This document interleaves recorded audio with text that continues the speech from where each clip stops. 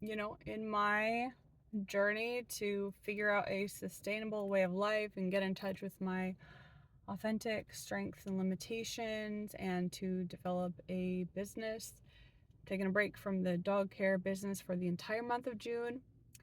Along this road, just yesterday, I realized the key of enjoyment, which sounds kind of funny to realize that, but I think that, I was just kind of reflecting. I think that for such a long time, I've been, that kind of survival mode. It takes this toll on us so that we think of things in terms of surviving and we can forget the parts of ourselves that just simply enjoy and are um, on the surface, but that surface layer, it isn't shallow or unimportant, as I've definitely told myself, but the things that we enjoy, um, it provides some of that filter, I think, some of the filter that helps us to um, draw in or put up boundaries to experiences that may be more likely to be compatible and sustainable for us. So, so for me, I am, for the month of June, literally my focus is on being like, okay, my job is to enjoy myself and to not be pushing so hard to try to force, my dogs have to come together. I'm taking a complete break on it, and I'm just like, okay, I'm going to set little dates with myself every day. I'm waiting for the library to open. I'm gonna get a Lou Elizondo book called Imminent.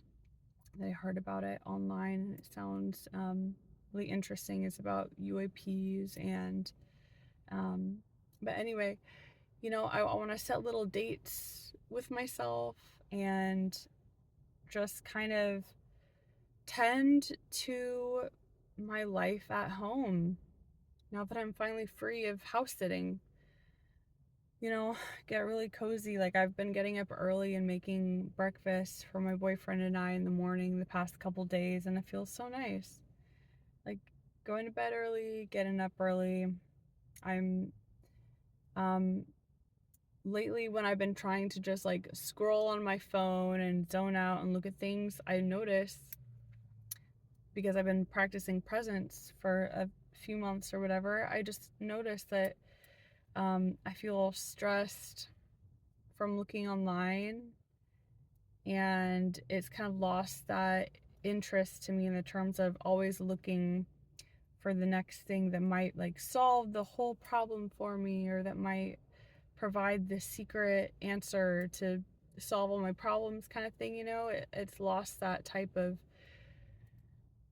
compulsive or like obsessive look for like the things that I on the internet. And what I'm also wanting to do is to kind of consolidate or learn my voice again, learn what my voice is. And so I'm turning down kind of the noise, so to speak. um you know Wanting to spend more time feeling into what it is for me to claim my life, to claim being alive in my body and the world around me, instead of totally disconnected, kind of living through the internet or living through my mind, through strategizing instead of like embodied intuition. And it's really hard, when we talk about these kind of vague, abstract things. It's kind of hard to put these feelings and experiences into words, but I'm doing my best. So, yeah, that is what I am focusing on. Because enjoyment, I'm realizing that enjoyment is like necessary in order to grieve. That's something else I've realized recently. In order to to actually feel the grief, I think there has to be enough, like, being able to emotionally afford it. Sorry. Being able to emotionally afford it, kind of, by having an otherwise enjoyable life, feeling like it's safe enough to feel the grief and recognize it.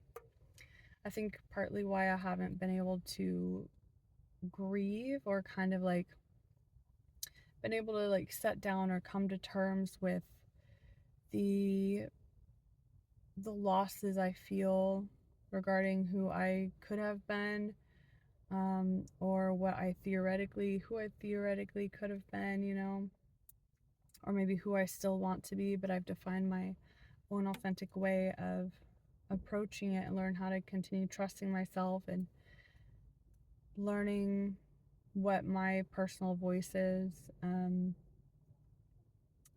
Yeah, this is the kind of step of the process that I'm at now. And enjoyment and lightheartedness is such a necessary part of it to make everything sustainable and just enjoyable, because life is supposed to be enjoyable. And I have a feeling that, like, the brain chemistry changes that happen as a result of feeling relaxed, safe, and trusting myself to experiment with doing things through that presence, that like mindset, whatever, of safety and slowness, and kind of feeling like integrated, like all the parts of my life, like I have a full identity of all the parts of my life that incorporates my authentic past, that incorporates my authentic desires and my authentic actual present. Like, so basically, a part of me enjoying things is to enjoy the world around me, and try to stay open to what I can enjoy if I just don't have unrealistic expectations of myself, and like cruel pressures and cruel demands of performance, and gaining this sense of trying to gain a sense of approval for myself through um, other people always being happy with me, or always liking me, or always um, never being upset with me or whatever. So yeah. um Anyway, I'm really good at making things hyper serious. So don't want to go too much in that direction, but I'm gonna go in the library today. My little date with myself today is the library, and then a nature, well, it's a arboretum. It's really big. I got boots on, but it's really big, and I'm not wanting to walk that much, but I want to look around at the plants and learn some new plants, and then grocery store, and then home to take care of my home, do some tending. um and I got this cool, my boyfriend found it actually at the thrift store, but it's a cool sign. It's really cute that I ended up getting some paint for it, because I didn't actually look at it up close when he was like, "Ooh, this is cool." Um, and it had like mold spores on it. It was wooden. It had like mold spores. When I actually looked it up close, I was like, "Oh God!" So I got some paint, and I painted 2 layers on it, but it needs more. Maybe I probably should have gotten like a base layer of paint or something, but I didn't think of it. So yeah, so I'm gonna do like a 3rd layer of paint on that today, and I've been also sprouting some microgreens. I got those little jars on Amazon that have the little mesh lids, and the black stuff, the neoprene or whatever it is, on the outside of the jars to prevent light from getting in. And it has like a little rack that props it up, so you can have it upside down or at an angle to drain. And I put in like this mix that has broccoli, radish, clover, and alfalfa, I think. I started that last night, and then I also started a mung beans jar. So yeah, those are some updates of, part of my process of trying to enjoy things and just settle down after whew, my godforsaken excursion into my dog care business. So yeah, thanks for listening and take care. Bye.